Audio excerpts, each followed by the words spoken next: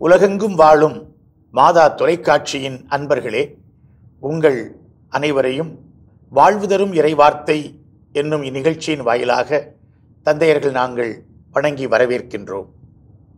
அன்புமிக்கவர்களே, இன்று குருத்து ஞாயிறை நாம் கொண்டாடுகிறோம். இந்த ஞாயிறு பாடுகளின் ஞாயிறு என்றும் அழைக்கப்படுகிறது. ஆயிரக்கணக்கான வருடங்களாய் ஆண்டவரை நாங்கள் எதிர்பார்த்தோம் என்று தாவீதின் மகனுக்கு ஓசானா என்று குருத்தோலைகளை அசைத்து ஆடிப்பாடி அசைந்து பவனியாய் ஆலயத்திற்கு செல்கிற நாள். இந்த நாளில் இந்த இறை வார்த்தை நமக்கு சொல்லித் தருகிற செய்தி என்ன என்பதை நாம் இந்த கலந்துரையாடலிலே இப்பொழுது கேட்கலாம். இந்த புனித வாரத்தின் தொடக்கமாகவும் ஏற்கனவே நாம் துவங்கி பயணித்து வரும் தவ காலத்தின் உச்சகட்டமாகவும் அமைவது குருத்து ஞாயிறு என்று நீங்கள் குறிப்பிட்டிருக்கின்ற திருப்பாடுகளின் ஞாயிறு ஆகும். ஏறக்குறைய கிபி 4ஆம் நூற்றாண்டிலிருந்தே இந்நாளின் பிற்பகல் வேளையில் மக்கள் ஒன்று கூடி கைகளிலே ஒலிவ கிளைகளை ஏந்தி கொண்டு ஒலிவ மலையிலிருந்து உயிர்ப்பின் தோட்டம் அமைந்துள்ள சிற்றாலயம் வரை பவனியாக சென்றுள்ளனர். நாளடைவிலே இன்றைய வழிபாட்டின் ஒரு முக்கிய பகுதியாக இந்த குருத்தோலை பவனி அமைந்துவிட்டது. திருப்பலிக்கு நாம் செல்லும் பொழுது இந்த துவக்கத்தில் இருக்கின்ற அந்த துவக்க பவனி இருக்கிறதே, இந்த குருத்தோலை பவனியுடைய பிரதிபலிப்பு அல்லது அதனுடைய தொடர்ச்சி என்று நாம் அல்லது நினைவூட்டல் என்று நாம் கருதலாம். இந்த பவனியானது ஆண்டவர் இயேசு கிறிஸ்து வெற்றி வாகையுடன் எருசலேம் செல்லுதல் என்பது 4 விதமான செயல்களை நிறைவேற்ற என்பதை ஹென்ரிக்சன் என்ற விவிலிய வல்லுநர் சொல்லுகின்றார். அது ஒரு முதல் காரணம். எந்த செயலை நிறைவேற்றப் போகிறார் என்றால், ஒரு வகையான அவர் சார்பாக ஒரு பொது போராட்டத்தை முன்னெடுக்க அல்லது பொது கூட்டம் நடத்த, பொது ஆர்ப்பாட்டத்தை நடத்துவதற்காக கருதலாம். இரண்டாவது, அந்த நுழைவு என்பது சிலுவை மரணத்துக்கு தம்மை அழைத்து செல்லுகின்ற ஒரு செயலை நிறைவேற்றுவதாக கருதப்பட்டது இரண்டாவதாக. மூன்றாவது, சக்கரியாவின் இறை வார்த்தை நிறைவேற்ற, அதை பற்றி நாம் பார்க்க போகிறோம். சக்கரியா 9ஆம் அதிகாரம் 9ஆம் வசனத்தில் இறை வார்த்தையை நிறைவேற்றுவதற்கான ஒரு பவனியாக கருதலாம். நான்காவது, மெஸ்ஸியா அமைதியை கொண்டு வருபவரே தவிர போரை அல்ல என்ற செயலை நிறைவேற்றுவதாக இந்த விவிலிய அறிஞர் சொல்லுவார். அதாவது இயேசு வெற்றி வீரராய் ஒரு அரசராய் அந்த எருசலேம் அந்த ஆலயத்திற்குள் நுழைந்தாலும் கூட அவருக்கு மனதில் நிச்சயமாக ஒரு நெருடல் இருந்திருக்கும். எப்படிப்பட்ட பாடுகளை நான் அனுபவிக்கப் போகிறேன், இந்த மக்கள் எல்லாம் எப்படி என்னை விட்டு விட்டு ஓடப்போகிறார் என்ற உள்ளத்தில் ஒரு துன்பத்தோடு தான் அவர் நுழைந்திருப்பார். ஆனால் இன்றைய வழிபாட்டிலே நாம் பார்ப்பது இந்த வழக்கத்திற்கு மாறாக இந்த சிலுவை வாழ்வின், சாட்சிய வாழ்வின், இந்த தியாக வாழ்வின் அடையாளமாக சிவப்பு உடை அணிந்தவராய் இந்த பவனியின் முன் நடக்க மக்கள் கூட்டம் அவரை பின்தொடர்கிறது. ஏனென்றால் அன்று இயேசு இந்த மனுக்குலம் முழுவதையும் இழுத்து கொண்டும் இயக்கி கொண்டும் எருசலேமுக்கு நுழைகிறார். அவர் மட்டும் நுழையல, இந்த உலகம் முழுவதையுமே. ஏனென்றால் உலகம் முழுவதுமே இந்த மீட்புக்காக காத்து கொண்டிருந்தது. இதை விடுதலை பயணம் 12ஆம் அதிகாரம் மிக அழகாக தெளிவாக நமக்கு விளக்கி படம் பிடித்து காட்டுகிறது. அன்றைய தினம் பாஸ்கா ஆடு வெட்டப்பட்டு கொண்டாடப்படுவதும், உலகின் பாவங்களை போக்கும் ஆட்டுக்குட்டியாக இயேசு சிலுவையில் இறந்ததும் நாம் இணைத்து பார்க்க வேண்டிய காரியம். இந்த ஆட்டுக்குட்டியை அவர்கள் எப்படி தயார் செய்தார்கள் என்றால், விடுதலை பயணம் 12ஆம் அதிகாரம் 3ஆம் வசனத்தில் இப்படி படிக்கின்றோம். இஸ்ரேல் மக்கள் கூட்டமைப்பு முழுவதற்கும் நீங்கள் அறிவியுங்கள், அவர்கள் இந்த பாஸ்காவை யூதர்கள் நிசான் என்னும் அவருடைய யூத மதத்தின் 14ஆம் தேதி கொண்டாடுவார்கள். 14ஆம் தேதி. இங்கே நாம் படிக்கின்றோம் 3ஆம் வசனத்திலே 12ஆம் அதிகாரம் விடுதலை பயணம். இஸ்ரேல் மக்கள் கூட்டமைப்பு முழுவதற்கும் நீங்கள் அறிவியுங்கள், அவர்கள் இம்மாதம் 10ஆம் நாள், விழா கொண்டாட வேண்டியது 14ஆம் நாள் நிசான் மாதத்தினுடைய, ஆனால் 10ஆம் நாள் குடும்பத்துக்கு ஓர் ஆடு, வீட்டிற்கு ஓர் ஆடு என்று தேர்ந்து கொள்ளட்டும். அப்போ இந்த 4 நாட்களுக்கு முன்னால், அதனால் தான் இன்றைய தினத்திலே திரு அவை இந்த திருப்பாடுகளின் ஞாயிறு அன்று உலகின் பாவங்களை போக்கும் ஆட்டுக்குட்டியாகிய இயேசுவை தேர்ந்தெடுத்து அவரை எருசலேமுக்கு கொண்டு வருகின்ற அந்த 10ஆம் நாள் விழாவாக இதை நாம் பார்க்கலாம் என்றும் நமக்கு தெளிவாகிறது. எருசலேமுக்கு செல்வதுதான் இயேசுனுடைய குறிக்கோள், இயேசுனுடைய நோக்கம், இயேசுனுடைய லட்சியம். எருசலேமில்தான் இவர் தன்னுடைய இறுதி நாட்களை கழிக்க வேண்டும். ஆகவே தன்னுடைய லட்சியத்தை நிறைவு செய்வதற்காக எருசலேமுக்கு இயேசு வருகிறார். அவர் ஆர்ப்பாட்டமாக, அவர் ஆரவாரத்தோடு, அவர் ஓசானா என்கிற இந்த முழக்கத்தோடு மக்களால் அழைத்து வரப்படுகிறார். அவர் கழுதை குட்டியின் மீது வருகிறார். இதில் பெரிய முரண்பாடாக இருக்கிறது. இந்த கழுதையில் வர்றதுக்கு என்ன பொருள் தந்தையர்கள்? இல்லை, நீங்கள் சொன்னது நல்ல அருமையான கருத்து தான். ஏன்னா ஒரு அரசர் அப்படின்றப்ப வெற்றி வீரராக அரசர் குதிரையில் வரப்போ தான் அப்படியே மெஜஸ்டிக்காக, ஜைஜாண்டிக்காக அப்படியே அழகாக இருக்கும். கழுதையில் உட்காந்துட்டு வர்றதுன்றது நம்மளால் யோசிக்க கூட முடியல. அதுவும் இந்த நற்செய்தி வாசகத்தில் குறிப்பிடப்படுகின்ற கழுதை குட்டி என்று சொல்லுவார்கள். இதுவரை யாரும் அமராத கழுதை குட்டி அது ஒன்று சொல்லுவாங்க. ஏன்னா ஆன்மீக காரியத்துக்கு பயன்பட்டதாக இருக்கலாம், ஒரு மாசு மறுவற்றதாக, ஒருபோதும் நுகம் சுமக்காதது. அப்புறம் இதுவரைக்கும் எந்த ஒரு நுகத்தையும் சுமக்காத ஒரு கழுதை ஆண்டவர் இயேசுவை சுமக்கின்றது. அது ஒரு பெரிய அங்கு ஒரு அருமையான கருத்தை லூக்கா நற்செய்தியாளர் வைப்பதாக பார்க்கிறேன். அது மட்டுமல்லாமல் இது இறை வார்த்தையின் நிறைவு. நம்ம ஏற்கனவே குறிப்பிட்டதை போல செக்கரியா புத்தகம் 9ஆம் அதிகாரம் 9ஆம் வசனத்தில் இப்படிப்பட்ட வசனத்தை நாம் வாசிப்போம். மகளே சீயோன் மகிழ்ந்து களி கூறு, மகளே எருசலேம் ஆர்ப்பரி, இதோ உன் அரசர் உன்னிடம் வருகிறார், அவர் நீதியுள்ளவர், வெற்றிவேந்தர், எளிமையுள்ளவர், கழுதை குட்டியாகிய மரியின் மேல் ஏறி வருகின்றார். ஆக மெஸ்ஸியாவின் நிறைவை உணர்த்துவதாக இவர்தாயா மெஸ்ஸியா, அந்த கழுதையில் ஏறி வரவர் மெஸ்ஸியா என்பதை உணர்த்துகின்ற ஒரு அருமையான வசகமாகத்தான் இதை பார்க்கிறேன். வெற்றி பெற்று திரும்பியவர்கள் வழக்கமாக குதிரைகளோடும் தேர்ப்படைகளோடும் திரண்டு வருவார்கள். நம்ம எல்லோருக்கும் தெரியும் அது. ஆனால் இறையரசின் புரட்சியிலே குதிரையும் அதை வைத்திருப்பவர்களும் எப்படி கணிக்கப்பட்டார்கள்? அதிகாரம், ஆணவம், அடக்குமுறை, தன்னலம் இவற்றின் உருவகமாக இயேசுவினுடைய எதிர் அணியில் இருப்பவர்கள் இந்த குதிரையை பயன்படுத்தியதாக கணிக்கப்படுகிறார்கள். விடுதலை பயணம் 15ஆம் அதிகாரம் 1 வசனத்திலே நாம் படிக்கின்றோம், பார்வோனின் குதிரையும் குதிரை வீரனையும் கடலுக்குள் அமிழ்த்து விட்டார். அப்படி பார்க்கும் பொழுது திருவிவிலியத்திலே எங்கெல்லாம் எங்கெல்லாம் எங்கெல்லாம் குதிரைகள் இருப்பதாக குறிப்பிடப்படுகிறதோ அங்கெல்லாம் வீழ்ச்சியும் சறுக்கலும் சரிவும் தோல்வியும் ஏற்படுவதை நாம் பார்க்க முடிகிறது. 1 அரசர்கள் 4:26 சாலமோனை பற்றி சொல்லும்போது, சாலமோனுக்கு இருந்த தேர்க்குதிரை லாயங்கள் 46,000, குதிரை வீரர்கள் 12,000. இதுவே சாலமோனின் தாழ்வுக்கும் அந்த ஒன்றாயிருந்த இஸ்ராயல் நாடு துண்டாடப்படுவதற்கும் காரணமாக போகிறது. எனவே தான் திருப்பாடலை திரும்ப திரும்ப சொல்வது, திருப்பாடல் 33 சொல்கிறது, வெற்றி பெற போர்க்குதிரையை நம்புவது வீண், மிகுந்த வலுவுள்ளதாயினும் அது விடுவிக்காது. திருப்பாடல் 27 சொல்வது, சிலர் தேர்ப்படையினாலும் சிலர் குதிரைப்படையினாலும் பெருமை கொள்கின்றனர், நாமோ நம் கடவுளாகிய ஆண்டவரின் பெயரில் பெருமை கொள்கிறோம். ஒரு உச்சகட்டமாக ஓசே 14 ஒரு விந்தையான பாவ பரிகார தீர்மானத்தை கடவுள் முன்னால் வைக்கின்றார்கள். குதிரை மேல் நாங்கள் ஏற மாட்டோம். அப்படி என்றால் என்ன?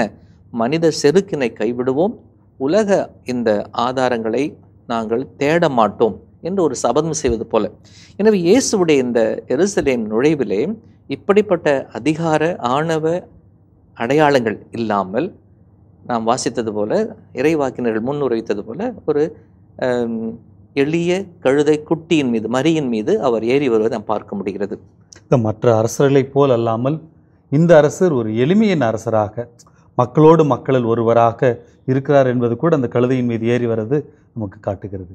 ஆனால் அதே நேரத்தில் அது ஒரு ஆற்றலை குறிப்பதாக அமைவதாக 16ஆம் பெனடிக்ட் சொல்லுவார் தன்னுடைய புத்தகத்தில் ஜீசஸ் ஆஃப் நாசரேத் இந்த வால்யூம் 2ஆவதுல சொல்லுகின்ற வார்த்தை, இயேசு வன்முறையை கட்டமைக்கவில்லை, போராட்டத்தை ஏற்படுத்துகிற ஒரு படையை உருவாக்கி ரோமை பேரரசை அழிப்பதற்காக செல்லவில்லை. ஆனால் அவருடைய ஆற்றல் எதில் இருந்தது என்றால், it is in God's poverty God's peace என்று சொல்வார். அவருடைய ஆற்றல் கடவுளின் எளிமையிலும் அதே நேரத்தில் கடவுள் கொடுக்கின்ற அமைதியிலும் இருந்தது. அது மட்டும்தான் மனிதர்களை விடுவிக்கும் என்று ஆண்டவர் இயேசு உணர்ந்திருந்தார் என்று எழுதுவார். ஆக அந்த ஆற்றல்ன்றது நம்ம நினைக்கிற மாதிரி தந்தையர்கள் சொன்ன மாதிரி குதிரையில கம்பீரமா வர்றது கிடையாது. அந்த கழுதையின் மேல் வருகின்ற அரசர் எளிமையானவர், அமைதியானவர், அந்த ஆற்றலை உடையவர், விடுவிக்கின்ற ஆற்றலை உடையவர். போராட்டத்தால் அல்ல, அன்பினாலும் அமைதியினாலும் தான் கட்டி எழுப்புகின்ற அரசின் வழியாக, அரசாட்சியின் வழியாக. அக்காலத்தில் பாஸ்கா கொண்டாடப்படுகிற பொழுது அனைத்து சாலைகளும் எருசலேமை நோக்கியே இருந்தன. மக்கள் அனைவரும் திரளாக குடும்பங்களாக குழுக்களாக அவர்கள் நடைபயணம் மேற்கொண்டு எருசலேமை நோக்கி வருவார்கள். வர முடியாதவர்கள் தங்கள் கைகளில் இருக்கிற காணிக்கைகளை கொடுத்து அனுப்புவார்கள். அவர்கள் ஒலிவ கிளைகளை கையில் பிடித்தவர்களாய் அவ்வாறு வருவது வழக்கம் என்றெல்லாம் நாம் வரலாற்றிலே பார்க்கின்றோம். மிகவும் குறிப்பாக கிமு 166 ஆண்டிலே மக்கபேயர்கள் இந்த கிரேக்கர்களிடமிருந்து எருசலேம் கோவிலை மீட்டெடுத்த பொழுது எருசலேம் கோவிலிலே அவர்கள் சிலை வைத்து அதை தீட்டுப்படுத்தி இருந்தார்கள். ஆகவே அந்த தீட்டினை கழிப்பதற்காக கீழே இருந்த ஒரு குளத்திலிருந்து தண்ணீரை எடுத்துக்கொண்டு ஓசானா பாடிக்கொண்டு அவர்கள் ஆலயத்திற்கு அங்கே சென்று ஆலயத்தை சுத்தப்படுத்தினார்கள். ஆக அந்த ஒரு நிகழ்ச்சி தான் நிறையவருடைய மனதிலே நிழலாடுகிறது. இவர் ஏதோ பெருங்கூட்டத்தை கூட்டிக் கொண்டு வருகிறார், ஒரு போராளியாய் வருகிறார், தலைமையேற்று வருகிறார், எல்லாரும் ஓசானா பாடுகிறார்கள். பாஸ்காவுக்கு வந்தது போல் தெரியவில்லை. அன்றைக்கு மக்கபேயர்கள் செய்த ஒரு புரட்சி போல இவர் செய்ய போகிறாரோ என்று அவர்கள் கருதிதான் பரிசேயருள் சிலர் இயேசுவிடத்தில், போதகரே உம் சீடர்களை கடிந்து கொள்ளும், அவர்கள் ரொம்ப தேவைக்கு அதிகமாக புகழுகிறார்கள், ஆடுகிறார்கள், பாடுகிறார்கள் என்று சொல்வது போல் இருக்கிறது. என்ன தந்தை அவர்களே, அவர்களுடைய புகழ்ச்சிக்கும் இவர்களுடைய கடிதலுக்கும் என்ன பொருள்? இதற்கு நாம் விளக்கம் தேடும் பொழுது அவர்கள் என்ன வார்த்தைகளை பயன்படுத்தி என்ன அவ்வளவு எரிச்சல் மூட்டுகிற அளவுக்கு என்ன பாடினார்கள் என்பதை நாம் சற்று ஆராய்ந்து பார்த்தால் ஏன் அவர்களுக்கு அந்த எரிச்சல் உண்டானது என்று நாம் புரிந்து கொள்ள முடிகிறது. அன்று அவர்கள் பயன்படுத்திய திருப்பாடல் 118வது திருப்பாடல். ஆண்டவர் பெயரால் அரசராய் வருகிறவர் போற்ற பெருக, விண்ணகத்தில் அமைதியும் மாட்சியும் உண்டாகுக என்றனர். இந்த ஹொசானாவை பார்க்கும்போது இந்த 2 வார்த்தைகளிலே இணைந்திருப்பதை பார்க்க முடிகிறது. ஹொஷேயா நா, ஒஷேயா நா. ஒஷே என்றால் காப்பாற்றும், எங்களை காப்பாற்றும். நா என்றால் தயவு கூர்ந்து, ப்ளீஸ் என்று சொல்லும் பொழுது, எனவே இந்த 2 எபிரேய சொற்களும் இணைந்து உச்சரிக்கப்படும் பொழுது, தாவீதின் மகனே ஒசானா என்று சொல்லும் பொழுது தயவு கூர்ந்து எங்களை காப்பாற்றும் எனவும் இது பொருள்படுகின்றது. எனவேதான் திருப்பாடல் ஆசிரியர் 118, 25, 26 ஆண்டவரே உம்மை கெஞ்சுகிறோம் மீட்டருளும் என்றும், உன்னதத்தில் இருப்பவரே உம்மை கெஞ்சுகிறோம் காப்பாற்றும் என்றும், வருகிறவர் ஆண்டவர் பெயரால் ஆசி பெற்றவர் என்றும் பாடுவதை நாம் பார்க்கின்றோம். இந்த நேரத்தில் இந்த கூட்டம் பயன்படுத்துவது நிச்சயமாக அந்த பரிசேயர் கூட்டத்திற்கு நீங்கள் கேட்டது போல எரிச்சலை ஊட்டியிருக்கும். தங்களுடைய மேலாடைகளை விரிக்கிறார்கள். அதற்கு அர்த்தம் என்னவென்றால் 2 அரசர்கள் 9ஆம் அதிகாரம் 13வது வசனத்திலே அந்த மக்கள் அது விரைந்து வந்து தங்கள் போர்வையை கழற்றி அவற்றை வெறுமையாயிருந்த படிகளில் விரித்து எக்காலம் ஊதி ஏகுவே அரசர் என்று முழங்கினர். ஆக ஒன்று அவர் அரசர் என்பதற்குரிய அடையாளம் மேலாடைகளை விரித்தல் என்பது, இன்னொன்று அந்த ஓசானா என்ற கீதம் மெஸ்ஸியாவின் வருகையை பற்றிய அடையாளம். ஆக இங்கு இருக்கிறவர் அரசர் மட்டுமல்ல, he is a messianic king என்பதை உணர்த்துகின்ற அந்த வார்த்தைகள் இது யூத மக்களுக்கு நிச்சயமாக தெரியும். அங்கே இருக்கின்ற பரிசேயர்கள் சட்டத்தை கரைத்து குடித்தவர்களுக்கு நிச்சயமாக தெரியும். ஆக ஆண்டவர் இயேசுவை ஒரு சாதாரண தச்சன் மகனை அவர்கள் பாடும் பொழுது அவர்களுக்கு இன்னும் அதிகமாக தான் கொஞ்சம் எரிச்சல் வந்து கொண்டு தான் இருக்கும். ஆபிரகாம் தன் மகன் ஈசாக்கை பலியிட சென்ற பொழுது தொடக்க நூல் 22:3 படிக்கின்றோம், இப்படித்தான் கழுதையுடன் புறப்பட்டார். காலிலே சேணம் கட்டி தன் கழுதையை அழைத்து கொண்டு தன் மகனோடு அந்த பலி மலைக்கு அவர் புறப்பட்டு செல்கின்றார். எனவே இங்கு நடப்பதும் ஒரு பெரிய பலி நிகழ்வு, மெஸ்ஸியாவுடைய வெளிப்பாடு, தாவீதின் மகனை வரவேற்கின்ற ஒரு நிகழ்வு. இது எல்லாமே ஒன்று கூடி அவர்களுடைய நிச்சயமாக வயிற்றை கலக்கியிருக்கும், அவர்களுக்கு கோபத்தை மூட்டியிருக்கும். ஆனால் தான் அவர்களே வந்து சொல்லுது, யாரை போய் சொன்னால் இதை நிறுத்த முடியும், அவர்கிட்டே சொல்லி இதை அடக்க சொல்லி கேட்போம் அப்படின்னா இவங்களால் அடக்க முடியல. அந்த ஆண்டவர் அதை தெளிவாக சொல்கிறாரு, ஒருவேளை நான் இவர்களை பேச வேண்டாம் என்று சொல்லலாம், இவர்கள் பேசாதிருந்தாலும் கற்கள் கத்தும் என நான் உங்களுக்கு சொல்லுகிறேன். அப்போ இந்த எருசலேமில் இருக்கிற மதில் சுவர் கற்கள், இந்த கோவில் கட்டப்பட்ட கற்கள், இந்த எருசலேமே கூப்பாடு போடும். இந்த இயேசுவை பற்றி எல்லாருக்குமே தெரியும், அவர் எங்கேருந்து வந்தார், அவருடைய பின்புலம் என்ன சொல்கிறாங்க, நாசிரியத்திலிருந்து ஏதாவது நல்லது வரக்கூடுமா, இது எல்லாமே அவர்களுக்கு பெரிய தடையாக இருந்திருக்கும். இப்படிலாம் இருக்கும்போது இவர் எப்படி ஒரு அரசராக இருக்க முடியும், இப்படிப்பட்ட வார்த்தைகளை எப்படி இந்த சாதாரண மனிதருக்கு இவர்கள் பயன்படுத்த முடியும் அப்படின்னு ஒரு கோபம், எரிச்சல் அவர்களுக்கு நிச்சயமாக இருந்திருக்கும். அதனால் இதெல்லாம் அவங்க கேட்டு பார்க்குறப்ப அவங்களுக்கு இன்னும் ஐயோ என்னடான்னு இருக்கும். ஆனால் தந்தையவர்கள் சொன்னது போல இது வெற்றி வாகை சூடுகின்ற ஒரு பவனி தான். ஆனா நீ நினைக்கிற வெற்றி இல்ல, பலியின் வழியாக கிடைக்க போகின்ற வெற்றி என்பதை அவர்கள் புரிந்து கொள்ளவில்லை. நாம் இந்த குருத்து ஒலை பவனி என்று சொல்கிறோம், அல்லது விவிலியம் குறிப்பிடுவது போல ஆண்டவருடைய வெற்றி ஆர்ப்பரிப்பு நுழைதல், எருசலேம் நுழைதல் என்று சொல்கின்றோம். இதை 4 நற்செய்தியாளர்களும் பதிவு செய்கிறார்கள் என்பது ஒரு முக்கியமான தரவு ஒன்று. இரண்டாவதாக, இந்த ஆண்டு நமக்கு நீங்கள் அறிமுகப்படுத்திய லூக்கா நற்செய்தியிலே எருசலேம் சொல்லப்படுவது மிக முக்கியமான இடம் பெறுகிறது. ஏனென்றால் லூக்கா நற்செய்தியாளருக்கு எருசலேம் தான் இலக்கு, குறி, மையம். அதை சுற்றிதான், அதை நோக்கிதான் இயேசுடைய வாழ்க்கையே அமைந்திருப்பதை பார்க்கிறோம். எனவே இந்த எருசலேம் பயணம் என்பது எவ்வளவு முக்கியமானது. நாம் இவ்வளவு நேரம் கலந்து ஆலோசித்த எல்லாவற்றுக்கும் காரணமாக இருப்பது, அவர் வேற எங்கேயும் எத்தனையோ இடத்துக்கு போனார். கப்பர்நகமுக்கு போனார், தீர்சீதோனுக்கு போனார். ஆனால் இந்த எருசலேமுக்கு வருவது அவ்வளவு சிறப்பான, அதுவும் இந்த கட்டத்தில், அவருடைய பயணத்தினுடைய இறுதி கட்டத்திலே வருவது மிக முக்கியமானதாக இருக்கிறது. இதை ஏற்கனவே 9ஆம் அதிகாரம் 51ஆம் வசனத்திலே அவர் சொல்லிவிட்டார். இயேசு விண்ணேற்றம் அடையும் நாட்கள் நெருங்கி வரவே அவர் எருசலேமை நோக்கி செல்ல தீர்மானித்தவராய் முனைந்து சென்றார் என்று சொல்லப்படுகிறது. அப்போ இனிமே அவரை எதுவுமே, அந்த தீர்க்கமான, திண்ணமான, தெளிவான லட்சிய பயணம் இது, இதில் எதுவுமே அவரை திசை திருப்பவோ, தாமதப்படுத்தவோ, தயக்கம் காண செய்யவோ, அல்லது தேக்கம் பெற செய்யவோ முடியாது, மறுபரிசீலனை செய்யவோ அவரை வைக்கவே முடியாது. அவர் அந்த அளவுக்கு அவர் துணிஞ்சு போயிட்டு இருந்தார். எருசலேமை நோக்கிய நம் ஆண்டவர் இயேசுவினுடைய இந்த பயணத்தில் அவரே தலைமையேற்று செல்கிறார். ஆண்டவர் இயேசு எத்தகைய மெசியா, ஆண்டவர் இயேசு எத்தகைய அரசர், அதனை நாம் புரிந்து கொள்ள வேண்டுமென்றால் இறைவாக்கு நூல்களை புரட்ட வேண்டும். இறைவாக்கினர்கள் இயேசுவை குறித்து முன்னறிவித்திருக்கிறார்கள். மிகவும் குறிப்பாக எசாயா இறைவாக்கினர் நூல் ஆண்டவரின் ஊழியர் என்று சொல்லி 4 கவிதைகளை அழகாக சொல்லித் தருகிறது. அதில் இன்றைக்கு முதல் வாசகம் எசாயா 50ஆம் அதிகாரம் 4 முதல் 7 முடிய உள்ள வசனங்கள். அதில் 3ஆம் கவிதையாக ஆண்டவரின் ஊழியரை பற்றிய கவிதையின் செய்தி, யார் இந்த மெசியா என்பதை புரிந்து கொள்வதற்கு நமக்கு துணையாக இருக்கிறது இல்லையா? இந்த துன்புறும் ஊழியர், ஆண்டவரின் ஊழியர் பற்றிய கவிதை 4 கவிதைகள் இருக்கின்றன. அதிலும் குறிப்பாக எசையாவின் 2வது புத்தகத்தில் இந்த கவிதைகள் அமைந்திருக்கும். முதல் கவிதை 42ஆம் அதிகாரம் 1 முதல் 4 வரை இருக்கும். 2வது கவிதை 49ஆம் அதிகாரம் 1 முதல் 6 வரை. 3வது கவிதை இன்று தந்தையவர் குறிப்பிட்டது போல இன்னைக்கு வாசிக்கப்பட்ட முதல் வாசகம். 4வது கவிதை 52ஆம் அதிகாரம் 13 முதல் 53ஆம் அதிகாரம் 10 வரையுள்ள வசனங்களில் இருக்கும். அதை நாம் பெரிய வெள்ளி என்று அந்த கவிதையை நாம் வாசிப்போம். இன்னும் குறிப்பாக இந்த கவிதைக்கு வரும் பொழுது ஏறக்குறைய 4லிருந்து 7 வசனங்கள் தான் கொடுத்திருக்கிறார்கள். ஆனால் 4லிருந்து 9 வரைக்கும் படிக்கிறப்போ தான் அந்த கவிதையினுடைய தன்மை புலப்படும். இந்த கவிதை 3 பாகங்களை கொண்டது. குறிப்பாக சொல்லப்போனால் 2 பாகங்களை கொண்டது. 4-5 வசனங்கள் அந்த ஊழியர், கடவுளின் ஊழியர் எப்படி அழைப்பு பெறுகிறார் என்பதை பற்றி ஒரு அருமையான வார்த்தைகள் அடங்கியிருக்கும். கடைசியில் வருகின்ற 7-9 வசனங்கள் 2வது பகுதி, கடவுள் எப்படி துணை நிற்கின்றார் என்பதை பற்றிய பகுதி. இதை இணைக்கின்ற ஒரு அருமையான வசனமாகத்தான் 6வது வசனம் இருக்கும்.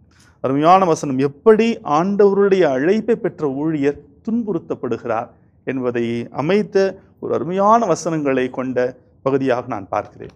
இயேசுவுக்கு முன்னால் ஏறக்குறைய 500 ஆண்டுகளுக்கு முன்னால் எழுதப்பட்ட இந்த அருமையான எபிரேய கவிதை செய்யுள் பாடல்கள், இது யாரை குறிக்கிறது என்பதையும் இந்த நாளிலே சிந்திப்பது நல்லது. இந்த துன்புறும் ஊழியன், அந்த யாவே கடவுளுடைய ஊழியன் என்று சொல்லப்படுகிற இவர் யார்?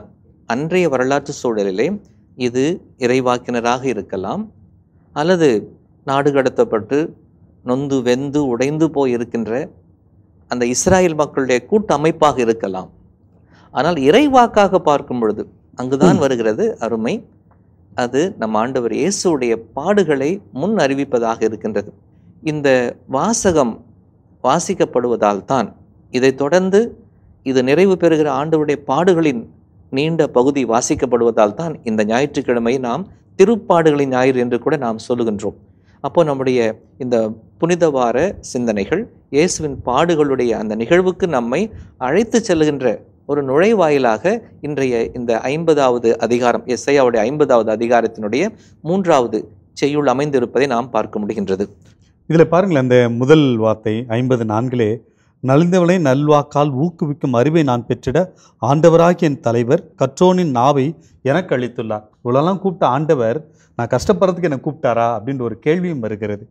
அந்த முழுமையாக நாம் வாசிக்கும் போது நான் துன்புறுகிறேன், அவமானப்படுத்தப்படுகிறேன், கஷ்டப்படுறேன் அப்படின்னா அது எனக்கு கடவுள் கொடுத்த தண்டனையோ என்னுடைய கையாலாக தன்மையோ அல்ல, என் ஆண்டவர் காப்பதற்காக என்னோடு இருக்கிறார் என்ற ஒரு நம்பிக்கை கொடுப்பதற்காக என்று நமக்கு புரிகிறது. கற்றோனின் நாவை எனக்கு அளித்துள்ளார். அது என்னென்ன பேச்சாற்றல் கொடுக்கிறது, பேசுவதற்கான ஆற்றல் கொடுக்கிறது. அடுத்து 5வது வசனத்தை படிக்கும் பொழுது என் தலைவர் என் செவியை திறந்துள்ளார் அப்படின்றப்ப கேட்கின்ற ஆற்றலை கொடுக்கின்றது. ஆக கடவுளுடைய அழைத்தல், ஆண்டவருக்காக தன்னுடைய வாழ்க்கை அர்ப்பணிப்பது, அதுதான் அந்த 6வது வசனம் உண்மையிலே அருமையான வசனம். அடிப்போருக்கு என் முதுகையும் தாடியை பிடுங்குவோருக்கு என் தாடையும் ஒப்புவித்தேன். இந்த அடிப்போருக்கு முதுகு காட்டுறதுன்னா அந்த சாட்டில் அடிக்கும் பொழுது அது படுகின்ற வேதனை பயங்கரமான வேதனை. அடுத்த வசனம் மிக முக்கியமான வசனம். அந்த இஸ்ராயல் மக்களுக்கு அந்த ஒரு அடையாளமே அந்த தாடி தான். அந்த தாடியை மழிக்கிறார்கள் என்றால் அவன் எடுத்துக்கிறான் அப்படின்னா அது ஒரு துக்கத்தினுடைய அடையாளம். வேற யாராவது அதனுடைய தாடியை மழித்து பிடுங்குகிறார்கள் என்றால் அது அவமானத்துக்குரிய செயல். ஆக அப்படிப்பட்ட அவமானத்தை அந்த துன்புறும் ஊழியர் ஏற்கின்றார். அதைத்தான் இன்றைய வாசகத்தில் அருமையாக அது ஆண்டவருக்கு தந்தை சொன்ன போல இது எல்லாம் இயேசுவினுடைய பாடுகளை நினைத்து பார்க்கும் பொழுது அது சரியாக பொருந்துவதாக தெரிகிறது. நம்முடைய திருப்பாடல் போலவே இந்த பகுதியும் சரி மற்ற செய்யுள்களும் முடியும் பொழுது நம்பிக்கையோடு, அபார நம்பிக்கையோடு, என்னை அழைத்தவர், எனக்கென்று ஒரு திட்டம் வைத்தவர், என்னை இவ்வளவு துன்பத்திற்கு உள்ளாக அனுமதித்தவர், ஏதோ ஒரு நன்மைக்காக, இந்த மீட்புக்காக, அப்பொழுதெல்லாம் இயேசுடைய பாடுகள் எல்லாம் ஒரு இறைவாக்காகத்தான் இருக்கிறது. அப்போ அந்த நேரத்தில் சொல்ல ஆண்டவராகிய என் தலைவர் துணை நிற்கின்றார், நான் அவமானம் அடையேன், என் முகத்தை கற்பாறை ஆக்கி கொண்டேன், இழிநிலையை நான் அடைவதில்லை என்று அறிவேன் என்று உறுதியாக அவர் அறிக்கையிடுவது இந்த நம்பிக்கையை வெளிப்படுத்துவதாகும். அப்போ இயேசுடைய பாடுகளிலே பங்கேற்க இந்த புனித வார்த்தை நாம் அழைக்கப்படும் பொழுது நாமும் இப்படித்தான் அழைக்கப்படுகின்றோம். அருமையான வசனம் சொன்னீங்க, காலைதோறும் அவர் என்னை எழுப்பி தட்டி கற்போர் கேட்பது போல என் செவிகளை திறந்து என்ன பேசுகிறார். கடவுள் ஒவ்வொரு நாளும் ஒரு திட்டத்தை வைத்து இயேசுவின் வழியிலே நாம் பயணிக்க, பாடுகளில் பங்கேற்க, அதன் வழியாக நாம் உயிர்ப்பை சுவாசிக்க நமக்கு வாய்ப்பு கொடுப்பதுதான் இந்த புனித வாரமாக இந்த வாசகம் நம்மை தயார் செய்கிறது. நான் பல நேரம் சொல்றது உண்டு, எனக்கு மனதுக்கு பிடிச்சது. சில நேரம் நம்ம ஆண்டவர்கிட்ட போய் ஜெபிக்கிறப்ப oh God I have a big problem என்று சொல்லும். கடவுளே எனக்கு பெரிய பிரச்சனை இருக்கணும். ஆனால் ஜெபத்தை நாம் மாற்றி அமைக்க வேண்டும். Not oh God I have a big problem, rather oh problem I have a big God. ஓ பிரச்சனையே எனக்கு பெரிய கடவுள் இருக்கிறான், நான் என் பிரச்சனையை பெருசாக்கலை, என்னுடைய ஆண்டவரை பெரிதாக வைக்கிறேன். அதைத்தான் இன்றைய ஊழியர், துன்புறும் ஊழியர் நமக்கு கொடுக்கின்ற அருமையான பாடம். ஆண்டவர் என் பக்கம் இருக்கிறார். ரோமேயருக்கு எழுதிய திருமுகத்தில் 8ஆம் அதிகாரம் 31ஆம் வசனத்திலே பவுலடிகளார் சொல்லுவார் அல்லவா, கடவுள் என் பக்கம் இருக்க யார் எனக்கு என்ன செய்ய முடியும் என்பதை உணர்த்துகின்ற அருமையான பாடலாகத்தான், அருமையான கவிதையாகத்தான் என்னை பார்க்கிறேன். இயேசு ஆண்டவரின் ஊழியராக அவர் தலைமையேற்று அவர் முன்னே செல்லுகிறார். இயேசு நாட்டை பிடிக்கப் போகவில்லை, மக்களின் உள்ளங்களைத்தான் பிடித்து அரசாளப் போகிறார். அந்த அரசாட்சியிலே இயேசுவினுடைய ஆளுமையை, தகைமையை, இயேசுவினுடைய அந்த மாண்பினை நாம் புரிந்து கொள்ள வேண்டுமென்றால் இன்றைய 2ஆம் வாசகம் அதற்கு நமக்கு வழிகோலுகிறது. பவுலடியார் பிலிப்பியருக்கு எழுதிய திருமுகம் 2ஆம் அதிகாரம் 6 முதல் 11 முடிய உள்ள அற்புதமான அந்த பகுதியிலே இயேசுவை அவர் தொடக்க கால திருச்சபையில் வழிபாட்டில் பாடிய ஒரு பாடலை மேற்கோள் காட்டி மிக அழகாக எடுத்துச் சொல்லுகிறார். கடவுளுக்கு இணையான நிலையில் இருந்த அவர் அதை வலிந்து பற்றி கொண்டிருக்க வேண்டியதொன்றாக கருதாமல் தன்னை தாழ்த்தினார். அவர் எப்படி தன்னை தாழ்த்தினார் என்று அவர் சொல்லுகிற அந்த கவிதை, அந்த பாடல், அந்த செய்யுள் எவ்வளவு ஆழமான அர்த்தத்தை கொண்டிருக்கிறது. இயேசுவை புரிந்து கொள்ள நமக்கு இன்னொரு படி மேலாக அமைகிறது அல்லவா? இந்த பாடல் வழக்கமாக 6லிருந்து 11 வரைக்கும் தான் நம்ம கொடுத்துருப்பாங்க வசனங்கள், அதான் உண்மையான பாடல். ஆனால் இந்த பாடலினுடைய உள்ளார்ந்த அர்த்தம் தெரிந்து கொள்ள வேண்டும் என்றால் 5வது வசனத்தை படித்தால்தான் அந்த பாடலினுடைய வரிகள் எதற்காக என்பது நமக்கு புலப்படும். 5ஆம் வசனத்திலே பவுலடிகளார் சொல்லுவார், கிறிஸ்து இயேசு கொண்டிருந்த மனநிலையே உங்களிடமும் இருக்கட்டும் என்று சொல்வார். அதன் பிறகுதான் எப்படிப்பட்ட மனநிலை என்பதை விளக்குவார். ஏன்னா அந்த பிலிப்பியருக்கு எழுதிய திருமுகத்தில் திரு அவையில் ஒற்றுமை மேலோங்க வேண்டும் என்பதை பவுலடிகளார் வலியுறுத்துகின்றார். நான் முன்னாடி இருக்கிற வசனங்களில் சொல்வார், உங்ககிட்ட கட்சி மனப்பான்மை இருக்கக்கூடாது, வீண் பெருமை இருக்கக்கூடாது, தன்னை பற்றியே சிந்திக்கின்ற இந்த சுயநலம் இருந்துருச்சுன்னா அது வேற்றுமையை உருவாக்கும் என்று சொல்லி எப்படிப்பட்ட மனநிலை இருக்க வேண்டும் என்றால் மனத்தாழ்மை இருக்க வேண்டும், பிறரை சார்ந்தவர்கள் பற்றி அக்கறை இருக்க வேண்டும் அப்படின்னு சொல்லிட்டு அடுத்த வார்த்தை சொல்லுவார், கிறிஸ்து கொண்டிருந்த மனநிலை உங்களிடம் இருக்கட்டும். எப்படிப்பட்ட மனநிலை? தன்னையே வெறுமையாக்கினார், அடிமையின் தன்மை பூண்டார், சிலுவை சாவை, அதுவும் சிலுவை சாவையை ஏற்கும் அளவுக்கு கீழ்ப்படிந்தார் என்று சொல்லி அருமையா தத்ரூபமா அந்த பாடலை விளக்குவார். ஒரு அடிமையை போல, ஒரு சாதாரண மனிதன் நிலைக்கு மட்டும் இல்லை, அடிமையை போல கீழே இறங்கி விண்ணக தந்தையினுடைய எல்லா சித்தமும் என்னுள் நிறைவேறட்டும் அப்படின்னு அடிமை நிலையை கொண்டார். அதனால தான் அவர் உயர்த்தப்பட்டார். இன்றைக்கு இருக்கக்கூடிய நம்முடைய குடும்பங்களும் சரி, இன்று இருக்கக்கூடிய நம்முடைய தாய் திரு அவையிலும், குறிப்பாக நம்முடைய குருக்கள் துறவிகள் இடத்திலும் இந்த எளிமை தாழ்ச்சி இன்றைக்கு இருந்தால் இன்றைக்கு எனக்கு கடவுள் ஆசீர்வாதத்தை கொடுப்பார். இந்த இயேசுடைய பாடலிலே வெறுமையாக்குகின்ற பாடலை நான் பார்ப்பது, ஒருபுறம் இயேசு செய்தது, முதல் நடப்பதெல்லாம் அவர் கடவுள் தன்மையிலிருந்து வெறுமையாகி இறங்கி வந்து மனித தன்மையேற்று இறப்பு சாவு சிலுவை சாவு இதெல்லாம் அவர் ஏற்றுக்கொள்கிறார். இன்னொரு புறம் கடவுள் தந்தையுடைய இவ்வாறு யார் வாழுகிறார்களோ அவர்களை கடவுள் உயர்த்தி தூக்கி உயிர்த்து பெருமை பெற செய்வார் என்பதை கடவுள் தந்தையுடைய செயல்பாடாக இந்த ரெண்டாவது பார்க்கிறோம். இது ரெண்டுக்கும் இடையில யாருனாக்கா அடுத்தவருடைய வாழ்வுக்காக, இந்த உலகத்தினுடைய மீட்புக்காக, அவர்களுக்கு ஈடாக என்னை கொடுப்பதற்காக நாம் அடுத்தவர்களை வாழ வைப்பது தான். அப்போ இந்த புனித வாரத்தின் அருமையான சிந்தனை இதுவாகத்தான் இருக்க வேண்டும். கடைசீட்டில் முடிக்கிறப்ப பவுலடிகளார் சொல்லுகின்ற அருமையான வார்த்தை, இயேசுவே ஆண்டவர் என எல்லா நாவுமே அறிக்கையிடட்டும். நமக்கு தெரியும் பிலிப்பியருக்கு எழுதிய திருமுகம் பவுலடிகளார் சிறையிலிருந்து எழுதுறாருன்னு தெரியும். அதே நேரத்தில் அந்த இயேசுவே ஆண்டவர் லார்ட் அப்படின்ற வார்த்தை அந்த செசாருக்குரிய வார்த்தை, சீசர் இஸ் லார்ட் என்று சொல்லி மக்கள் சொல்ல வேண்டும்.